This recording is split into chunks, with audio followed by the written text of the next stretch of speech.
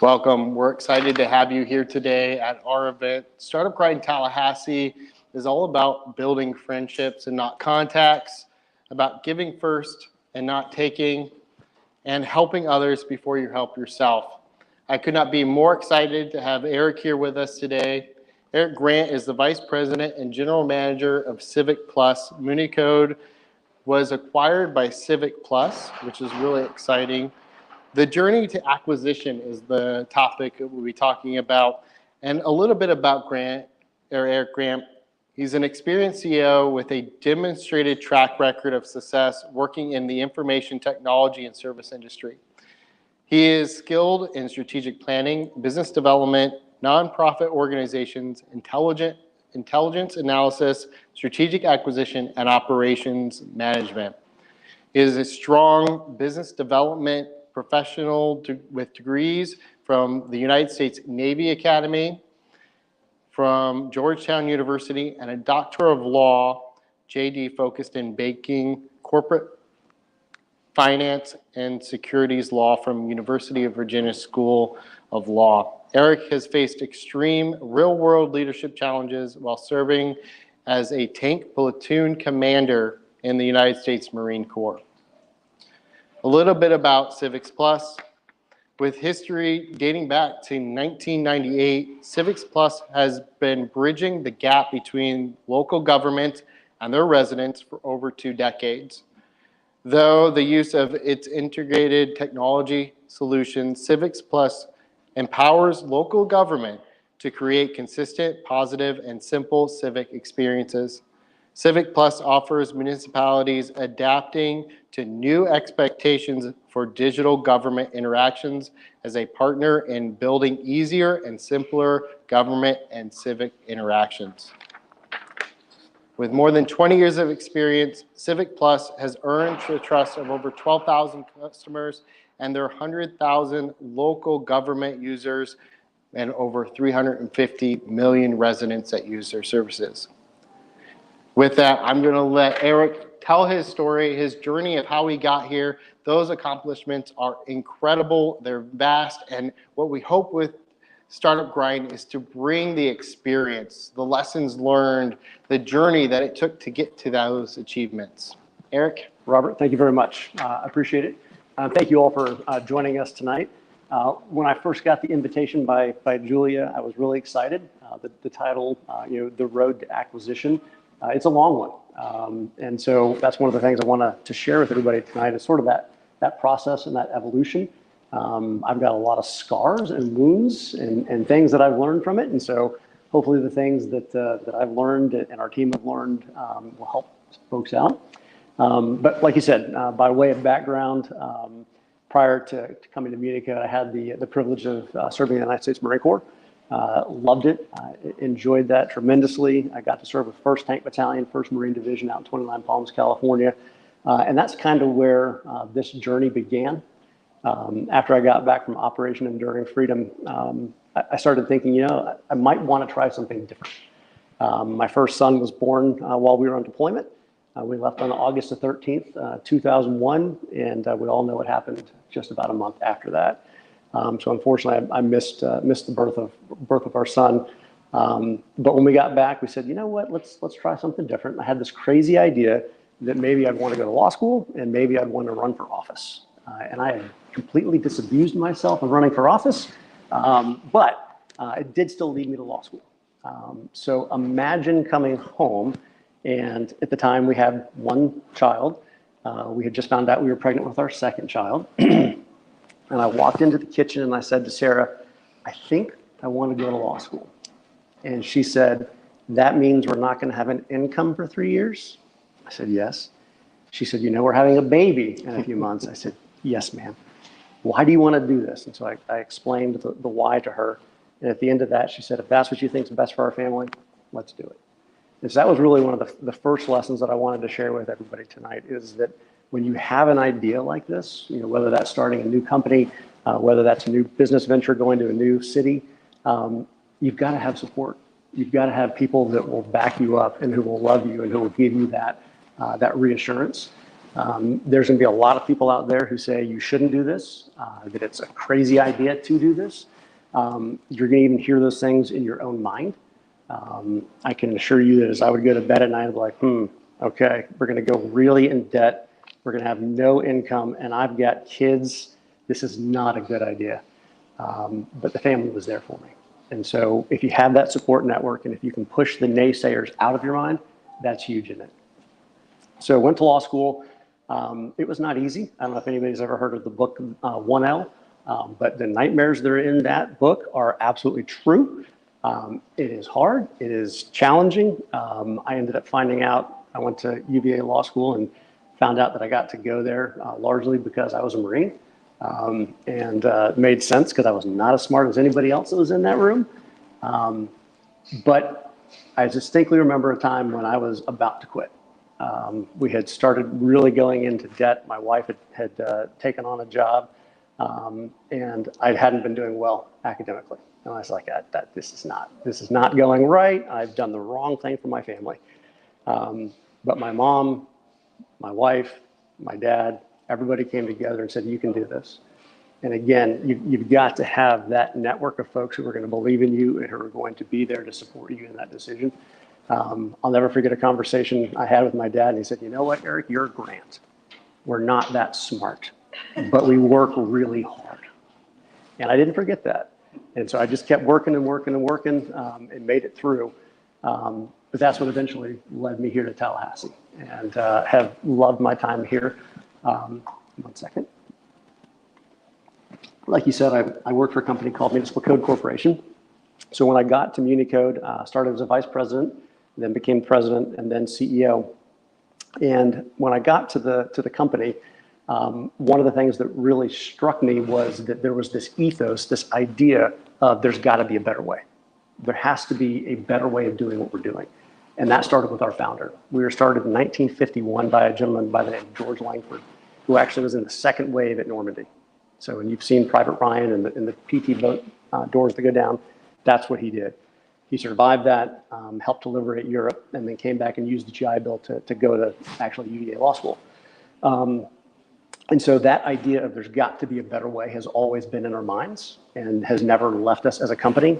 Before we got acquired, we would oftentimes refer to ourselves as, at the time when I started there, a 60-year-old startup. By the time we were acquired by CivicPlus, a 70-plus year startup. And I think that that's important as you grow. So I know we're going to the acquisition stage, but even once you've started the company, you've been successful, you've got to keep that mentality of being a startup. Because if you just get staid and steady and you're just doing the same thing over and over again, you're going to get stale. And companies that aren't innovating and changing and growing will eventually die. And so that carried us for 70 years. So the first major evolution that we had, and this sounds silly, my kids make fun of me for it all of the time, is we invented a program called OrgBank. Philip probably remembers it very, very well. Prior to inventing this, we used to get calls from municipalities saying, can you find us a copy of this ordinance from 1960 or 1970? And we had stacks of boxes, paper boxes. And I would get a 10-foot or a 12-foot ladder, and I'd push it out there and try to find paper in these boxes. I did that for years. I have a hip replacement, okay? A 46-year-old guy with one hip doesn't need to be on a ladder. And so I finally woke up, and like Mr. George said, I said, there has got to be a better way to do this. And so we're very fortunate. We have Philip Hawley, our lead developer from MuniCode in here. His team said, we can do this differently. And so we created a system that enables us to digitize all of the ordinances, create a permanent repository online so that the citizens and the staff can access them, which also meant Eric didn't have to go on a ladder. So I was really excited about that. But the key is we listened to our customers. I've heard so many ideas and so many things come to us that people bring the idea, and it's a cool idea. It's really neat, but it doesn't solve a problem. You've got to solve a real problem with a real solution. And so I have found that there's really two ways that the successes that I've had and our team have come from. One is listening to the customer, and the second was seeing something in the market that nobody else sees. So OrgBank was that example of listening to the customer. We built that program out. Little did I know that the seed that was planted with that Eric not wanting to climb on a ladder was one of the key things that would lead to us being acquired 10 years later. Okay. So fast forward through that process. I have a CTO, great friend of mine, Philip Claiborne. And by this point, I think I've been the president for a year and a half or so. And anybody from Unica will tell you I'm a bit of a nerd. I like spreadsheets. And so there, see, we love the spreadsheets. And so I was doing the spreadsheets. And Philip, you've probably not heard this story. We didn't share it with everybody. But as I looked at the spreadsheets, I was like, I'm out of ideas. Our costs are going up. It's a mature industry. What are we going to do? And so I called Phil Claiborne in, and I call it the great whiteboard conversation, because I put a whiteboard up and I said, all right, we've got to come up with an idea. And we looked at this thing for an hour. And at the end of the hour, there was nothing on the whiteboard. So I'm sure everybody's heard that necessity is the mother of invention. That's what happened at this moment. By that point, I think we were a 62-year-old company, and I was out of ideas. He was out of ideas. Philip Hawley's team had come up with some great ideas. We just looked at it and said, we've got to reinvent the company. We've got to try something new. We've got to be bold. We can't just do what we've always done before. So we had this crazy idea that we were now going to go out and start buying other companies. And so that's what we started doing. We started looking at the market, looking at the industry. The first area that we wanted to go into was websites. I know zero about websites. I know how to shoot a main battle tank and shoot something, but I don't know how to build a website, okay? So the first lesson that I wanted to share with everybody in the acquisition of another company was that you buy or hire people, not just products, okay? So we found this company. It was called AHA Consulting. It was out of Portland, Oregon. I first found them in 2013. We didn't get them to say yes until 2016.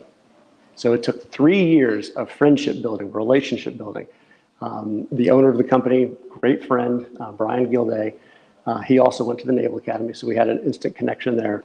But I knew that he was a person of integrity. I knew that he was a person of determination and hard work.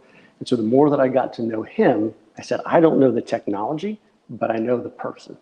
And so that gave me the confidence to then go to our board and say, this is crazy, we're a legal publishing company, but we're going to go into website design. And we're going to buy a company, Tallahassee, in Portland, Oregon. At first, they looked at me like I was crazy. I am a little bit crazy, that's for sure. But I introduced Brian to the team. They got to know him, and they could see the same person that I knew over those 3 years. So when you're looking to do something like that, it's not always the product, it's not always the business, it's the people. And so if you can find the right people that you know and trust, and that your vision and values align with them, it's a home run. So that was step one. Step two is buying a company, this time totally different. The company that we found didn't want to stay with us. It was technology. So Philip had to dig into this technology a lot, and it was painful. But with this one, this was the second piece. So the first one is listening to your customers. This one was seeing something that nobody else in the market could see. And so what we knew was that if we could bring this acquisition in, we were going to be able to combine the websites with our traditional business, with this new business, and create something based off of WordBank that nobody had ever seen before. And so that's what we did. And so we worked with the board, convinced them to say yes, purchased a company out of Austin, Texas, which is an amazing, awesome city. But with that one, we had to say this risk is worth taking because we believe in what we're going to be able to create from this.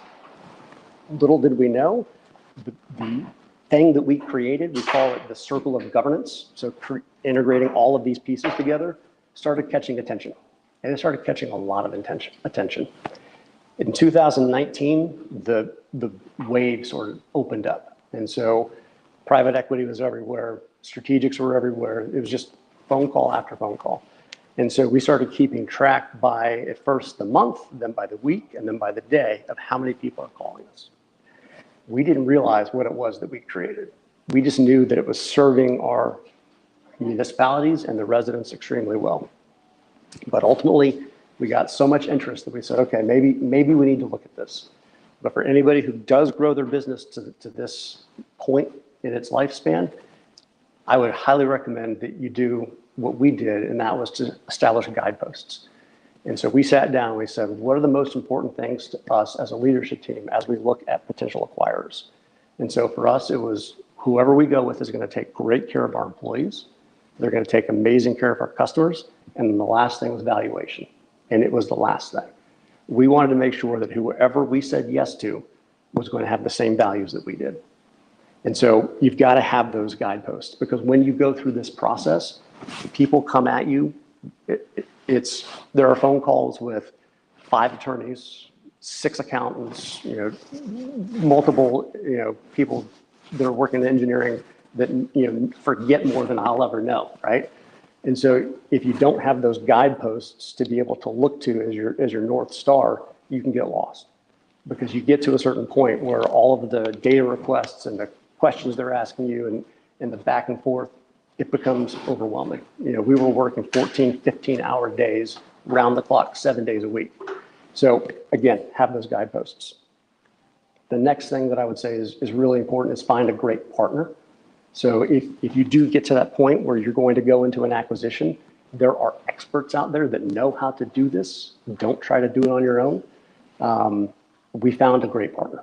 And so we spent a lot of time looking for that person, trying to understand who would serve us for our company and for our employees, and not just for the valuation. And we were very, very lucky. We found a firm out of Washington, D.C., Ascend Capital. I communicate with them regularly still, but they share our same values, our same principles, and they were in alignment with us.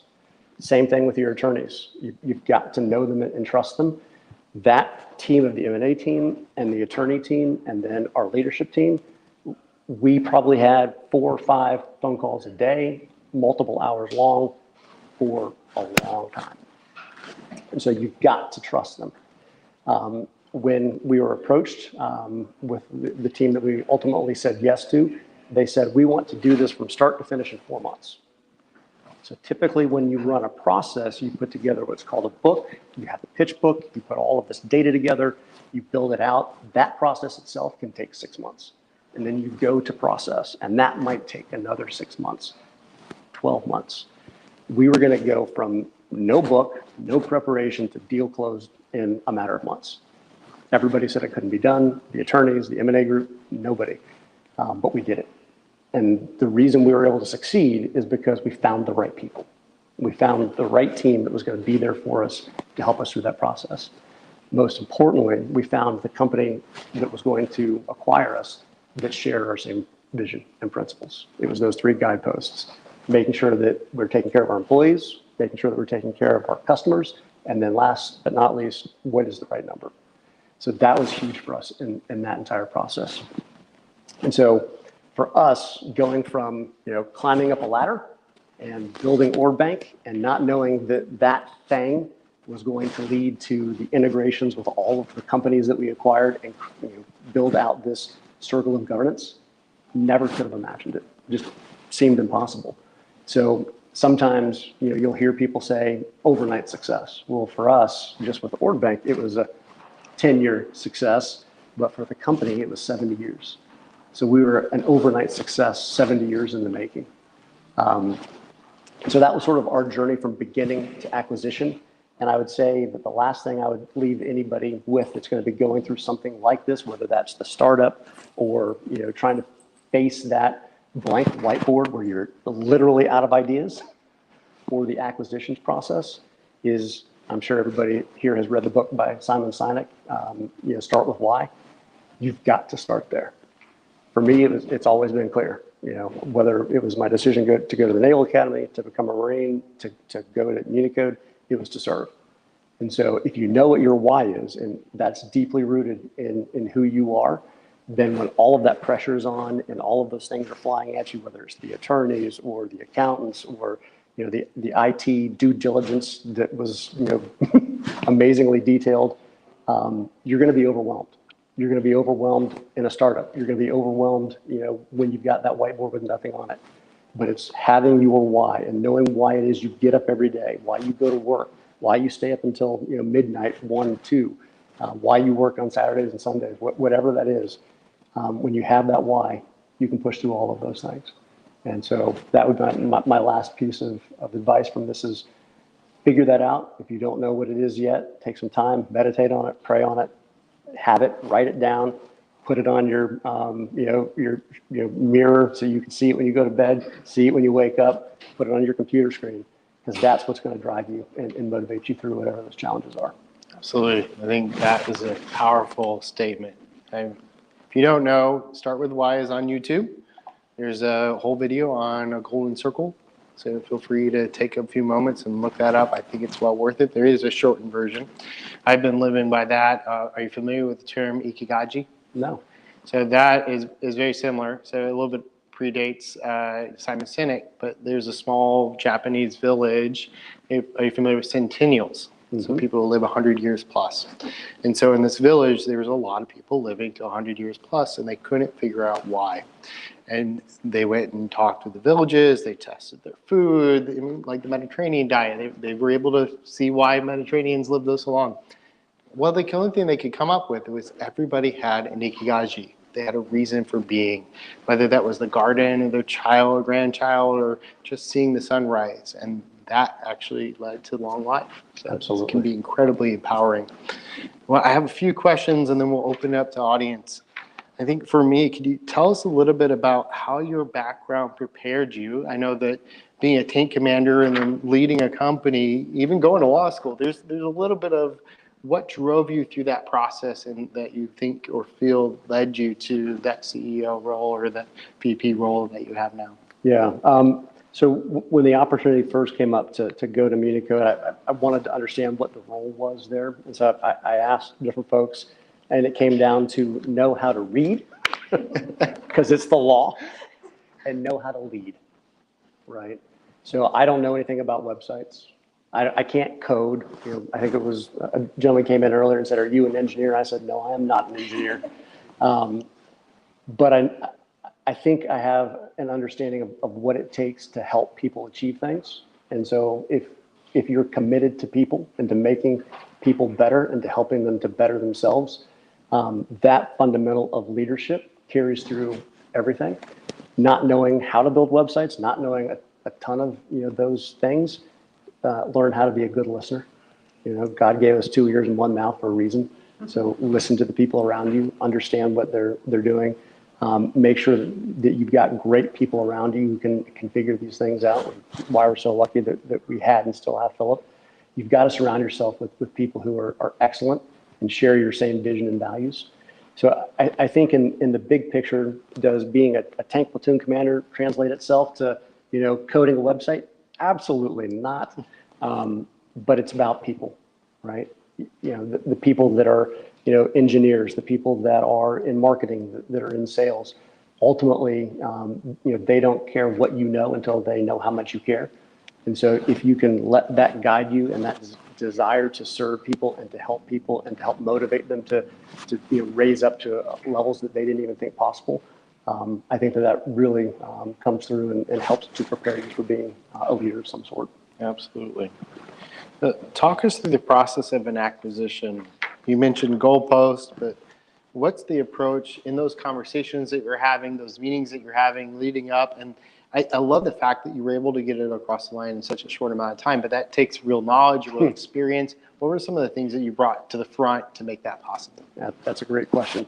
I leaned back on a principle we learned in the Marine Corps, actually.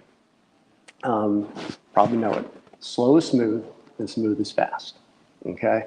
So when everything is going wrong and when the pressure is intense and you want to move really fast, you want to go faster than you've ever gone before. When you do that, you make mistakes.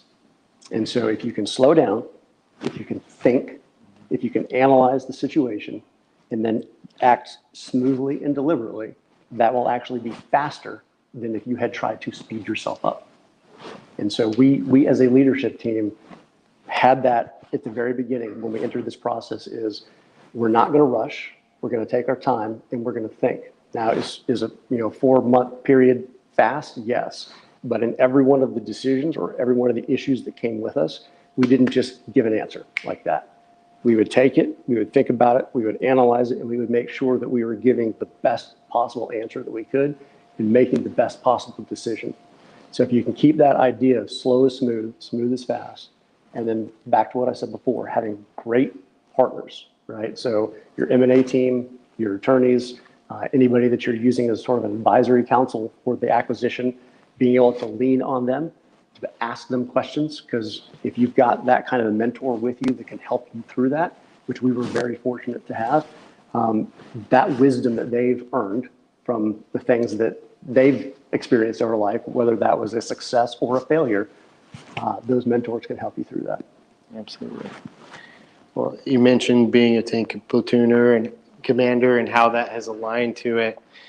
Can you talk a little bit about the challenges you faced as a tank platoon commander that it prepared you for where you're at now? Yeah, that's a good question.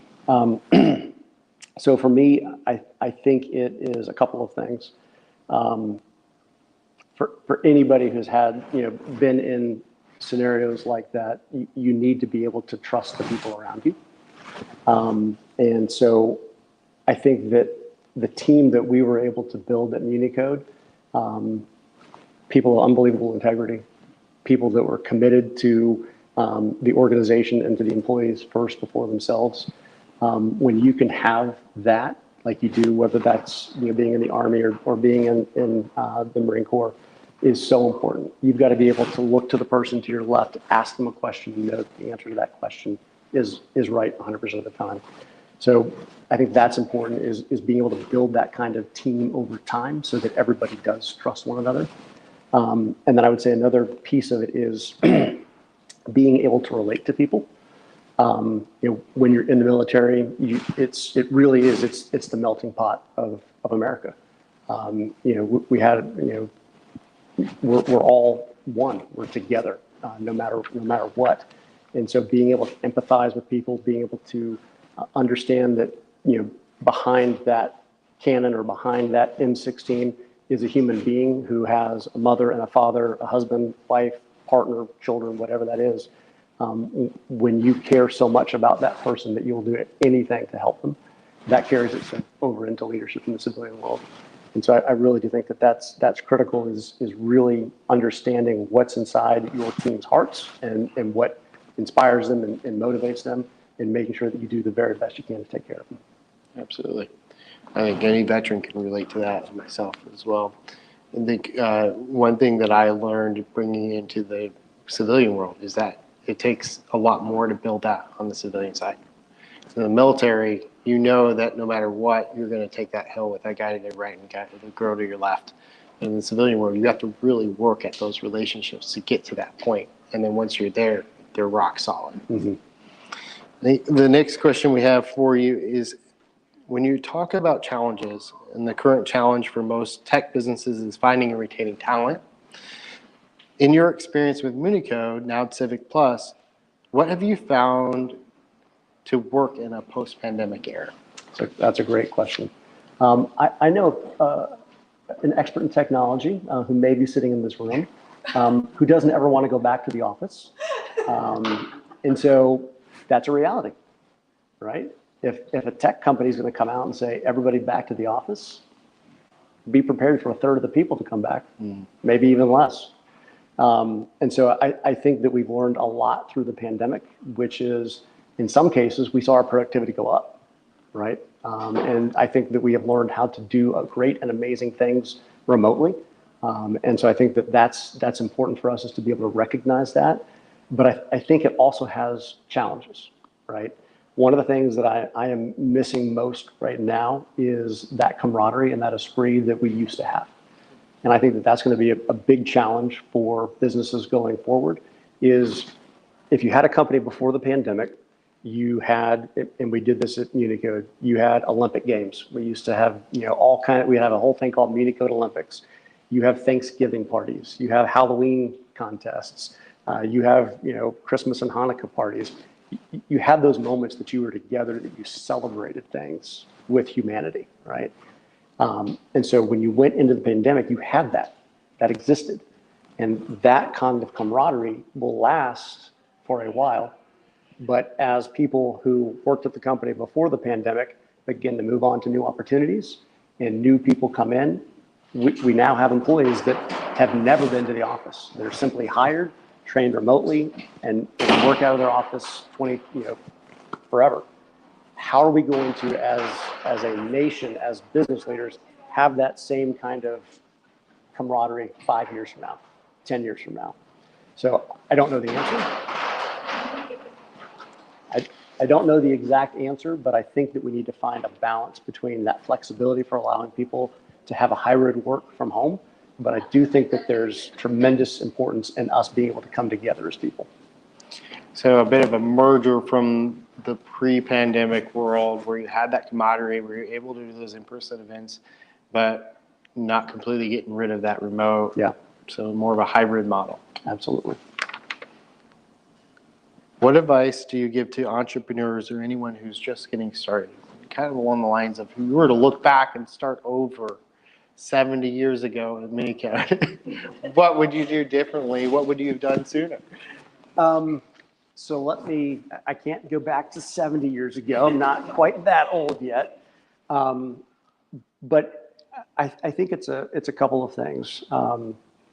So the process of leading the company up to an acquisition is you don't know what seed gets planted when that's going to lead to that, right?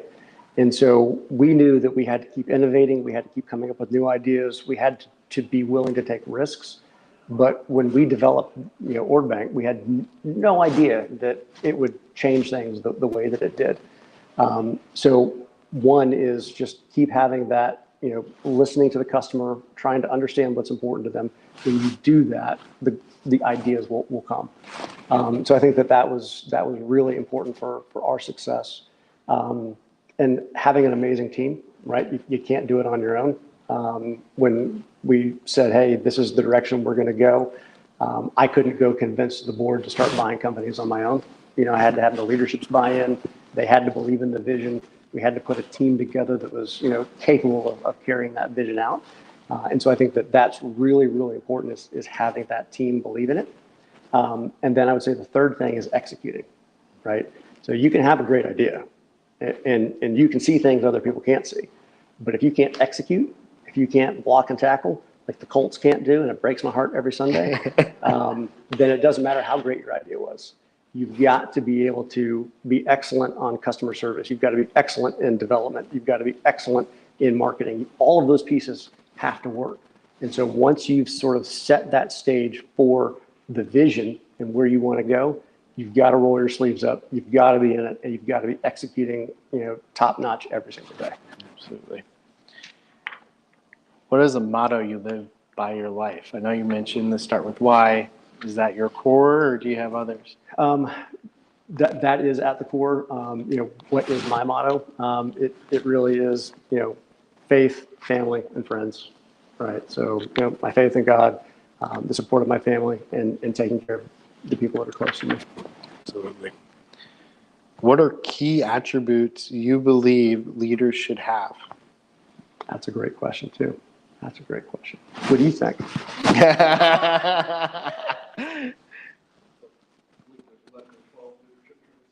JJ did tie buckle? But what would you say? That they won't necessarily apply too much to business, but a lot of them would. Definitely the integrity, I'm on the spot. I've always stuck with integrity. Mm-hmm. I didn't think, with integrity, you can't go wrong, right or wrong. If you're honest with yourself and you're honest with others, and you do the best you can, you're going to be an asset instead of a liability. Yeah. At Munico, we had a series of core values, and our last core value was our word is our bond. We put it last, not because it was the least important, but when you look at it printed, it was the value that undergirded everything else. Because it didn't matter what you built. It didn't matter what your product or your marketing was. If your word wasn't your bond, your people wouldn't trust you. Your customers wouldn't trust you. So I think you're 100% on that.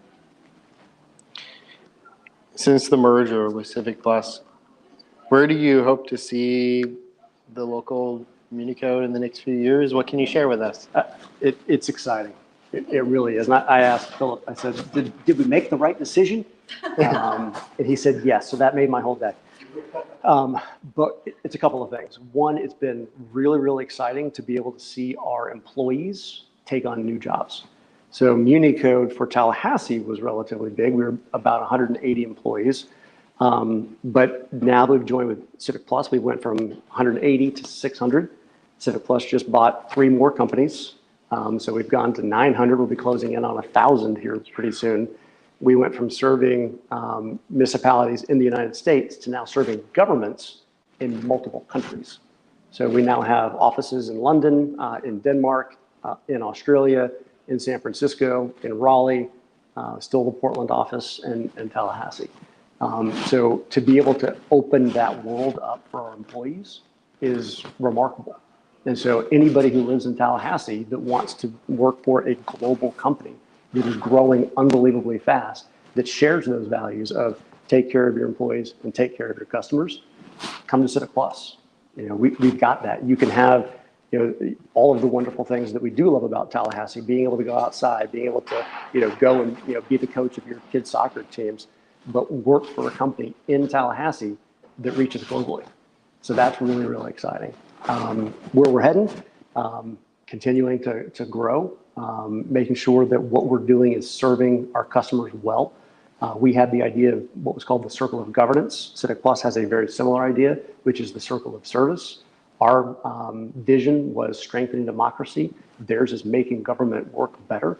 And so that's exciting. And so I don't know what areas we're going to continue to grow into, but we've got service at the heart of all that we're doing.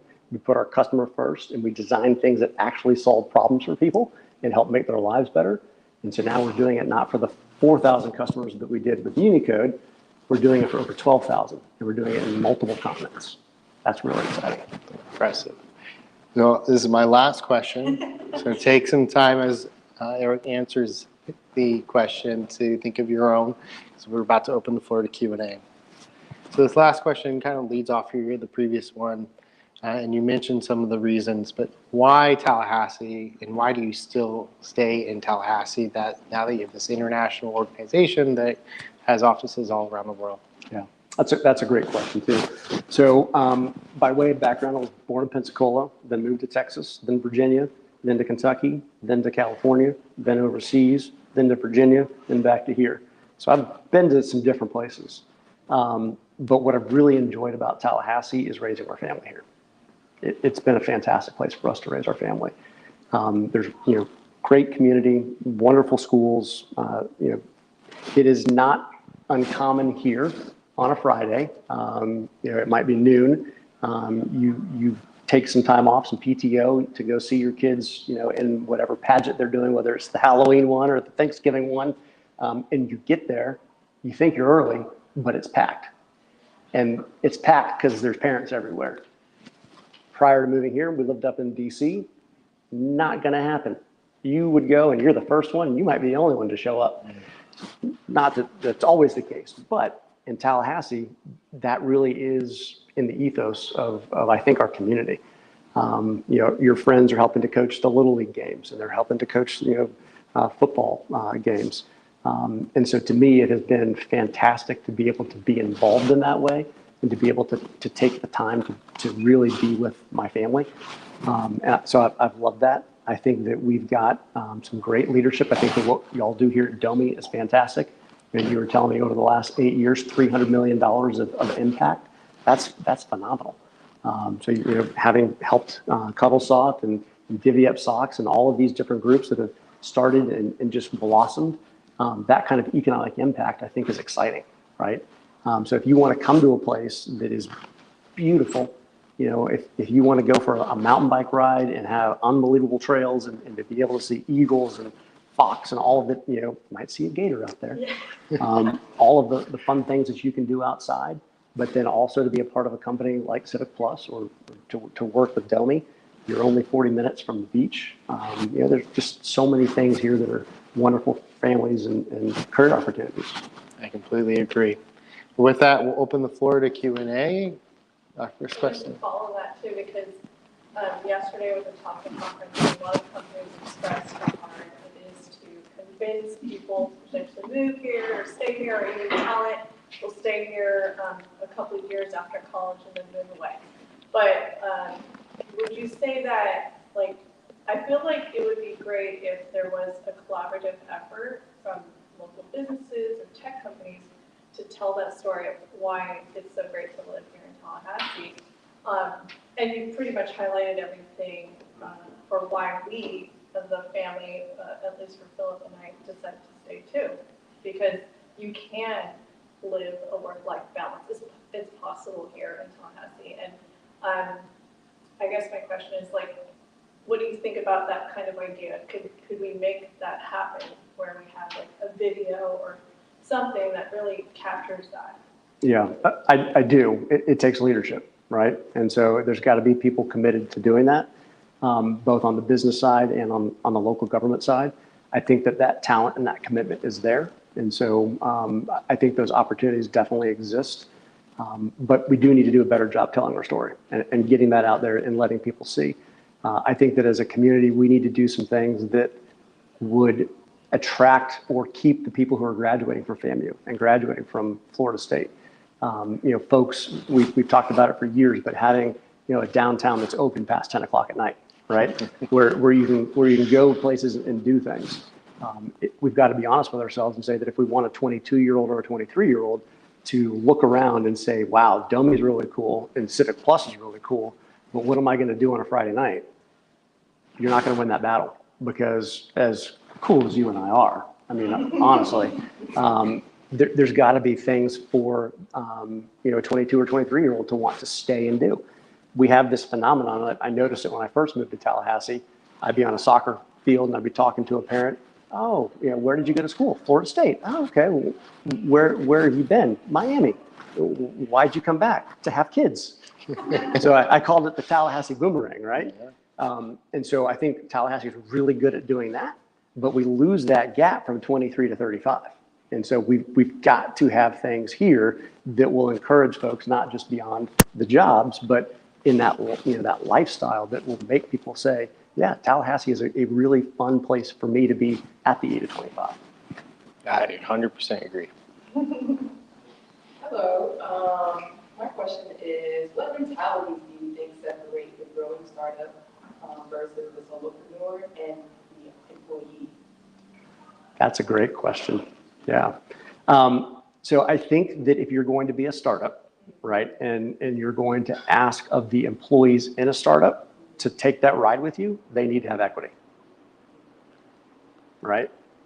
So if you're going to really say, hey, we're going to hockey stick this and we're going to go to the moon, everybody hears that, right? Diamond hands, go to the moon. You can't ask that kind of commitment from somebody who doesn't feel like an owner. And so that might be through, real equity. It could be through incentive units. It could be through profit sharing. But if you're really going to get the employees to believe in a startup, they've got to share in the success of that startup. And failure. And failure. Because it can blow up. It will blow up. Can you fix it? Yep. Yeah, 100%. Sorry, I guess if no one else has. For the acquisition, did you start with let's list our business, or did you start with your network and recommendations from that network as far as how to shop for advisors or consultants, that kind of thing? Because I know there's businesses out there or business websites where you can actually list. Obviously your business was more sophisticated than other businesses, but that would consider that option. But yeah, anyways, I'm just curious. Yeah, that's a good question as well. So I think that if you're in a role, where you have the ability to influence the strategic direction of a company, part of your job is always networking with that, that group of people so that you're not caught off guard. So we were very fortunate in so much as I had been working with attorneys and M&A specialists for about 3 years, ballpark, as we were looking for our own acquisitions, right? And so I had talked to lots of private equity bankers, lots of M&A specialists. And so as you have those conversations, It may be for something that's coming up, or it may be just planting the seeds. And so I would recommend that if you've got that ability to influence the strategy, that really should be part of your thought process is, I need to make sure that I know who the experts in M&A are. I need to make sure I know who the best attorneys are. And then there's conferences out there. So they've actually, there's a group called YPO, and they have things that are called MAST conferences. They do one big one down in Miami, where you go to these things and you network and you meet the people who have been through these experiences, and you find out from them who they've trusted and who they've believed in. So I think that's part of that responsibility for anybody that's in that position, is to be cultivating those relationships so that when you're ready to do that, and we weren't ready, remember I said we had no book, we had nothing ready, that you can already say, I've talked with these 15 groups, and out of that 15, I really trust these 3, and then deep dive and interview with those 3. But you really have to be cultivating that for the good of the company. When you said we had no book, are you referring to a due diligence book? Yes, I am. Do you want to explain? Sure. So when you go through an acquisition, typically it's a process, right? And so you don't just sell the company without getting all of the M&A advisors, the investment bankers, the attorneys, and you go through and you create pro formas, you pull all of the financials, the growth rates, the ACVs, the LTVs, all of the things that are important to a potential buyer, and you put that all into a book, and you create a data warehouse where they can access all of that data. So that book is actually what the M&A advisor will now take out, and they might go on what's called a roadshow. They might go to San Francisco and to New York and to DC with that data warehouse and that actual book to have conversations with different groups out there. We didn't have time to do that. It was just boom, here we are, get all the data as fast as you can and answer all the questions. So not the ideal way to do it, but if you're really going to prepare for that, it is a process to get to the process. And to really do it right probably takes about 3 to 6 months to build all of those pieces out to then take yourself to market. You'll build due diligence books even with high growth startups before you start looking for investment. So it's a part of the process. Anytime the acquisition or investment, that book is a lot of work. Yeah. So actually, I have 2 questions. So initially, you talked about you guys were going to go and buy something, like you're going to go into websites and buy that. So were you thinking of like complementary products or services to what you're currently doing, and that's kind of how you got to your circle? That's exactly right. And so, like, that's totally cool. So we're working now, and I have this thing, I've caught a hold to it, I won't really let it go. But I'm thinking of, you were kind of mentioning, like, I'm looking at the numbers, we're gonna do something different, what are we gonna do? Like, how do you make the decision that you want to buy something for someone?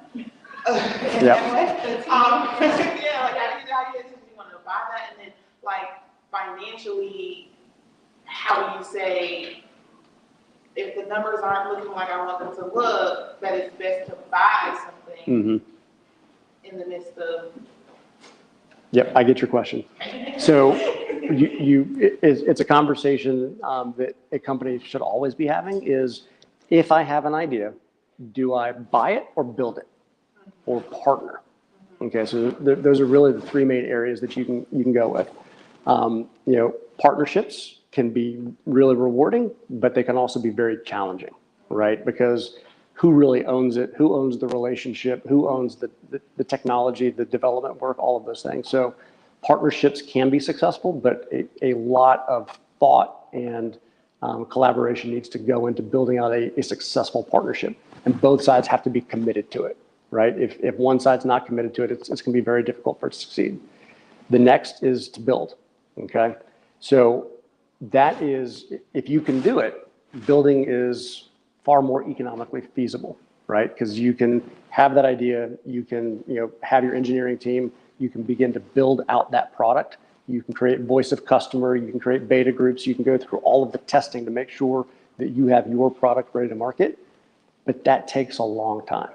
right? So Ord Bank to selling the company was 10 years. And it was a whole bunch of pieces we put in place to be able to get to that. So the build idea is fantastic if time isn't of the essence. And I looked at that board and I said, time is of the essence.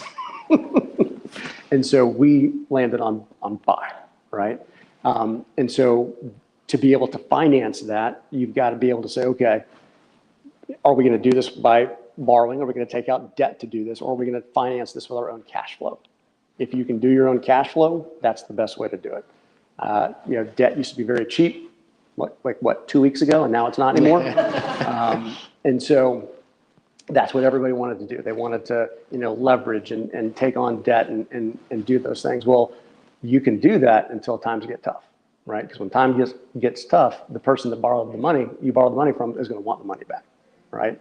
So if you can finance it yourself with cash flow, that, in my opinion, is the best way to do it. It's a slower route, but it's a much more conservative route. And so at MuniCode, we used to sort of describe our growth in a stair step. We would go and then we would invest and then grow, reach EBITDA, so get cash flow positive, invest. And so we were always making sure that the investments that we could make were things that we could finance ourselves. Right, so that's really the three main issues: is a partnership, building it, or buying it.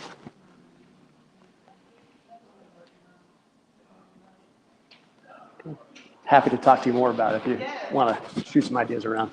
All right, last question. As a high-level executive, how do you remain relatable enough to the lower-level employee while maintaining buy-in of high-level stakeholders in acquisition situations? Well, I think by challenging the question, right? Because there's no such thing as a low-level employee. I think that's how, right? Philip will tell you, yeah. Philip, why don't you throw your thoughts in first? Yeah, so I've been at CivicPlus for 11 years, since 2011. And probably the main reason I stuck around is because of our great leadership and Eric Grant, Philip Claiborne.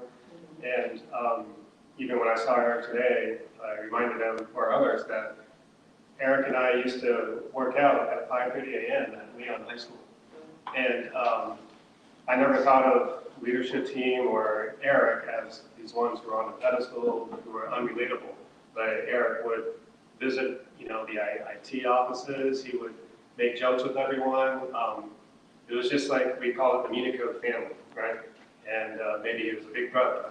I mean, he is older than he is. A little big brother. I look up there, as someone who's a little ahead of me, in life stage. So I'm not sure exactly what he did, but I'd say all the leaders, and Eric very much included, were very accessible. And like you said, there was no sense of hierarchy at our company, even though we had different, very humble. Also, there's like a lot of humility there. I had an awesome impression of even Rick when you went to the barbecue, the company barbecues. Anyway, it was really nice. Right, Yeah. That is one thing I mentioned. So Eric mentioned the company barbecues. Julie just mentioned Rick.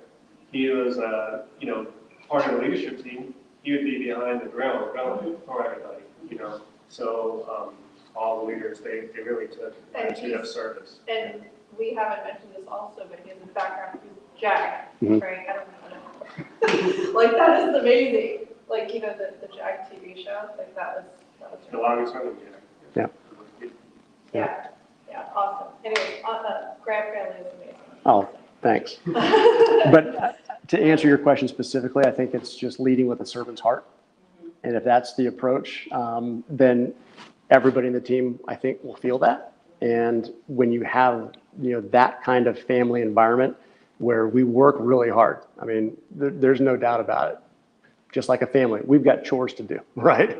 And so we work really hard, but we would play together too, right? And we would take time, and we would have those picnics and those games and the fun times together. And I think that carries itself over to when you're presenting to a board or when you're presenting to investors. Is you do with them, there's numbers, there's math, there's professionalism and all of that. but they've also got to know that you're sincere, right? And that, what they're investing in is you and the way that that company is run and the way that that value system is, which was why it was so important for us when, like I said, we counted by the month, then the week, then the day of how many groups were reaching out to us. It was really important for us to find CivicPlus because much like, we viewed our employees, they did too. I think, would you agree? That's what we have found. When we became a part of the team, the first week, they had a week of welcome. And so it was, they rolled out the red carpet. They had lots of, unfortunately, Zoom meetings, but lots of meetings where we got to ask questions and to be together. They sent a gift box from Soulful Spoon or Spoon to every single employee, 180. So on the first Friday of the acquisition, 180 boxes arrived at everybody's house. And so it's finding a company that shares that same value system that's going to set that acquisition up for success. Because if you don't, you end up in a spot where the values aren't aligned. That can be challenging. But I think we've been very, very fortunate to have found a team that views taking care of our employees and our customers like we do. Well, Eric, we truly appreciate you taking time out of your incredibly busy schedule to share this amazing journey that you've been on. We also thank you for your service to the country. And we're excited to have more of these events in the future. So be sure to follow Startup Grind as well as Domi Station. Thank you for hosting us here tonight. And thank you all for attending. Thank you. Pleasure. Yeah, that was phenomenal.